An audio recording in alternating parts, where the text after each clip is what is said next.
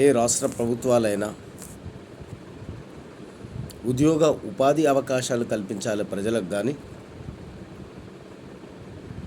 ఉచిత విద్య వైద్యం చాలు. సంక్షేమ పథకాలు దేశ ఆర్థిక వ్యవస్థను నిర్వీర్యం చేస్తాయి. గత ప్రభుత్వం కూడా ప్రజాధనం దుర్వినియోగం చేసిందనడానికి చాలా కారణాలు ఉన్నాయి. ముఖ్యమంత్రి జీతాలు పెంచుకున్నాడు, ఎమ్మెల్యే జీతాలు పెంచాడు, ఎంపీల జీతాలు పెంచాడు. మన ప్రధానమంత్రి నరేంద్ర మోదీ గారికి లేని జీతం కూడా రాష్ట్ర ముఖ్యమంత్రి గారు 4,20,000 తీసుకున్నారు. ఇదంతా కూడా దుర్వినియోగం చేయడం కాదా?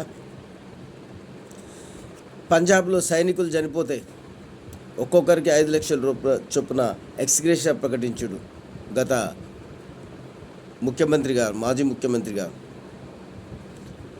అలాగే టీఆర్ఎస్ని బీఆర్ఎస్గా మార్చి 250 కార్లతో మహారాష్ట్రలోని నాందేడ్కు పోయిండు.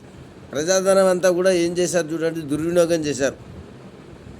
డబల్ బెడ్రూమ్లని కొన్ని బేస్మెంట్ లేపి, కొన్ని పిల్లర్ లేపి, కొన్ని స్లాబ్లు వేసి కూడా అవి గాలికి వదిలేశారు. అక్కడ చెట్లు గిట్లు అన్నీ కూడా మొలిసేసి అక్కడ అసాంఘిక కార్యక్రమాలకు అడ్డాగా మారాయి.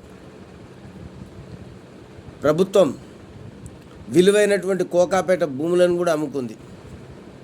ఏ ప్రభుత్వమైనా సంపద సృష్టించాలి, కానీ ఉన్న సంపదని దుర్వినియోగం చేయొద్దని నా మనవి.